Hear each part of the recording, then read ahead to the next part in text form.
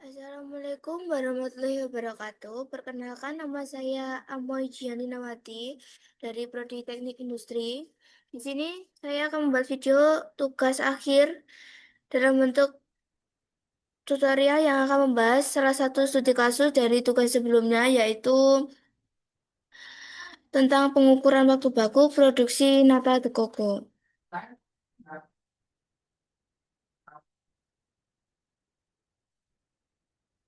Nata de coco. Nata de coco adalah produk makanan yang dibuat dari air kelapa melalui proses fermentasi yang menghasilkan lembaran-lembaran selulosa yang kenyal dan berwarna putih. Bahan baku utama yaitu air kelapa yang difermentasi oleh bakteri Ectobar Silinum yang menghasilkan selulosa mikroba.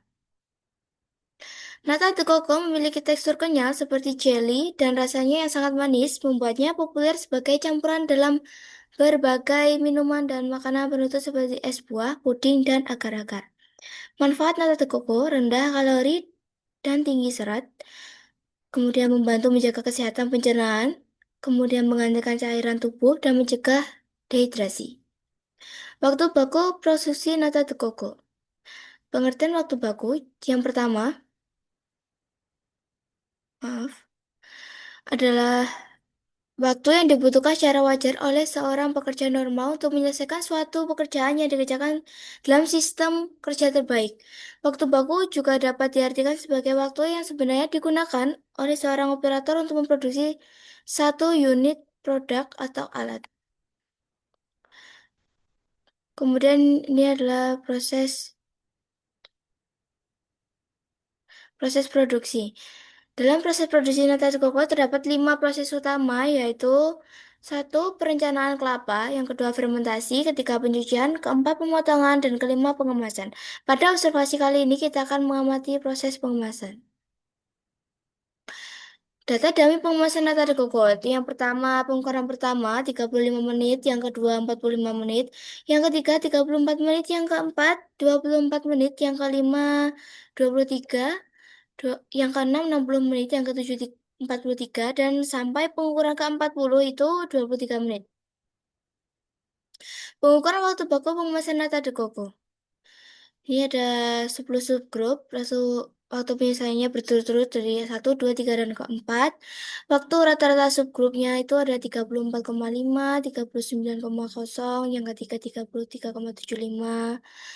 Terus yang keempat, kelima, sampai yang ke-10, 31,75. Kemudian rata-rata semua dari subgrup. Rata-rata dari seluruh subgrup dihitung sebagai berikut. Cara masukkan rumusnya. X sama dengan sigma X itu rata-rata dari semua datanya. Itu tadi diambil dari data yang kita hitung. Ada 34,5 ditambah 39,0 ditambah 33,7 dijumlah semua sampai 31,75. Hasilnya 344 dibagi 10, hasilnya 34,4 menit. Yang kemudian standar deviasi rata-rata dari pengamatan. Standar deviasi dihitung dari rata-rata subgrup atau XI dengan rumus.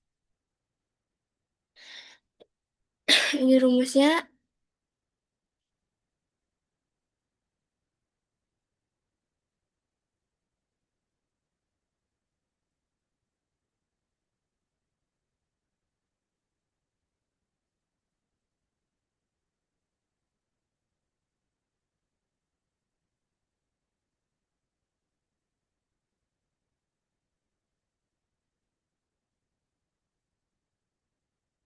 Jadi standar deviasi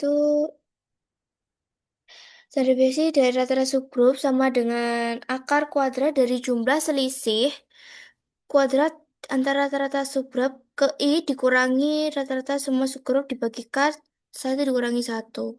Itu langkah-langkah perhitungnya. X itu langkah-langkah dari subgrup ke I. Kemudian rata-rata dari seluruh subgrup K sama dengan jumlah subgrup.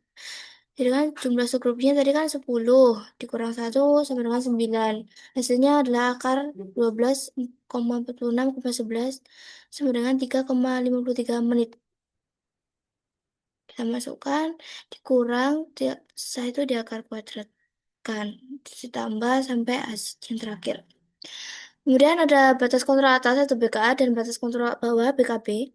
BKA dan BKB dihitung untuk memastikan data rata-rata subgrup berada dalam batas kontrol metode berlebih 3 untuk distribusi normal. BKA X ditambah 3 dikali SX sama dengan 34,4 ditambah 3 dikali 3,53 sama dengan 34,4 ditambah 10,59 sama dengan hasilnya itu 44,99. Kemudian PKB X dimin 3 dikali SX sama dengan 34,4 dikurang 3 dikali 3,53 sama dengan 34,4. 10 kurang 10,59 maaf. Sama dengan 23,81. Pembuktian bahwa semua rata-rata subgrup berada di antara BKA dan BKB. Semua XI itu kita masukkan 34,5, 39,0, 33,75, 33,5, 39,5, 34,25, 35,25, 35,5, 27,0, 31,75 itu memenuhi 23,81 kurang dari XI kurang dari 49, 44,99 maaf. Tidak ada data yang di luar batas. Jadi kesimpulannya itu data terkendali secara statistik.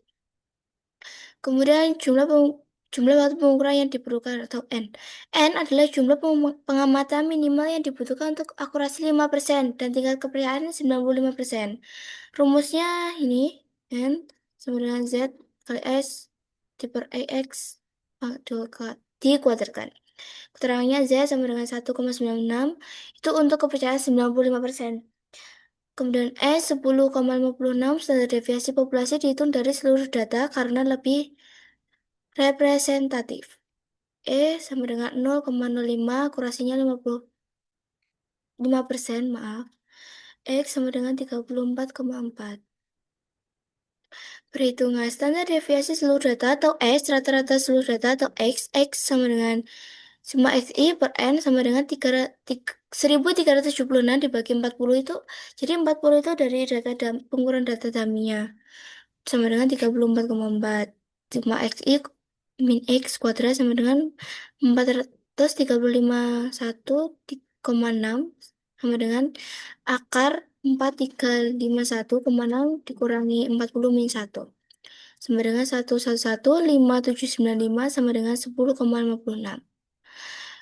N sama dengan 1,96 dikali 10,56 per 0,05 dikali 34,4 itu kita kuadratkan sama dengan hasilnya 20,6976 per 1,72 pangkat 2 sama dengan 12,033 pangkat 2 sama dengan 144,79 sama dengan 145. Jadi N-nya itu 145.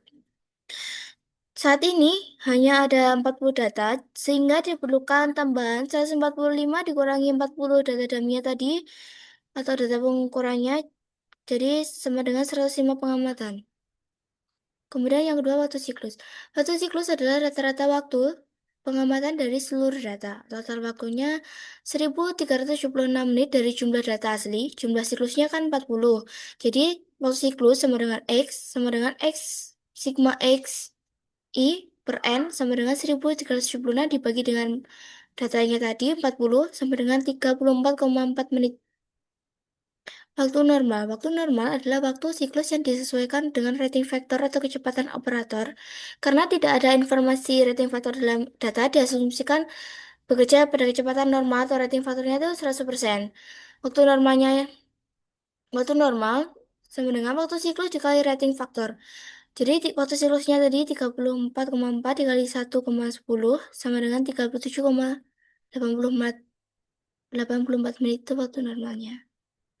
Kemudian waktu baku. Waktu baku adalah waktu normal yang ditambah allowance atau kelonggaran untuk kelelahan, kebutuhan pribadi, dan lain-lainnya.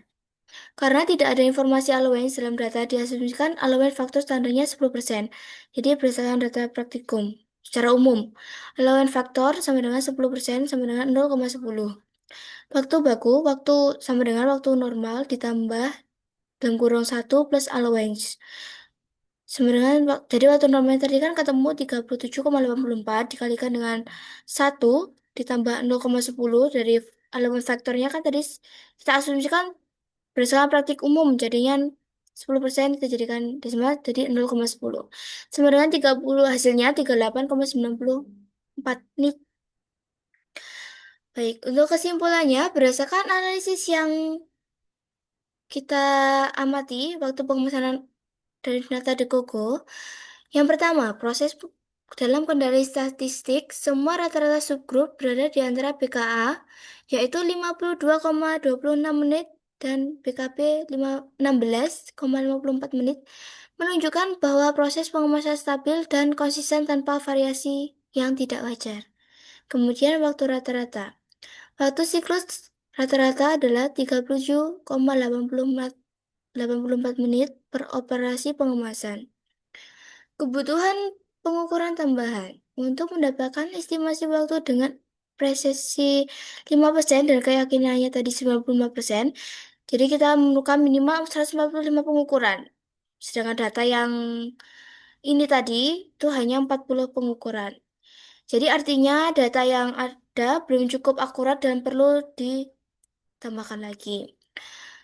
Kemudian yang terakhir, waktu standar dengan asumsi rating norma 100% dan allowance-nya tadi kita jadikan secara umum 10%. Waktu bakunya operasi pengemasan adalah 38,94 menit yang dapat digunakan sebagai acuan standar untuk perencanaan atau evaluasi produktivitas. Sekian video untuk tugas akhir ini saya buat, kurang lebihnya saya mohon maaf. Wassalamualaikum warahmatullahi wabarakatuh.